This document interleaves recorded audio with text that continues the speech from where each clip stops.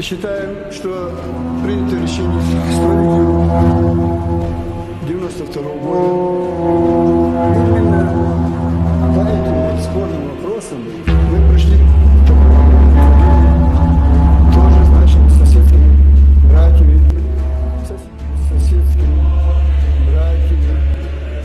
соседями двух глав республик Чечни и Ингушетии справедливо.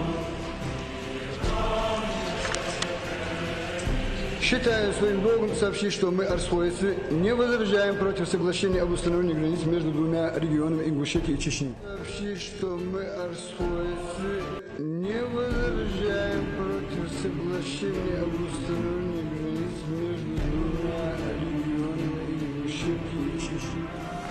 Пусть Всевышний Аллах поможет каждому, и пусть Всевышний лишит нашу благодатную землю всякого предателя. Аллаху Акбар.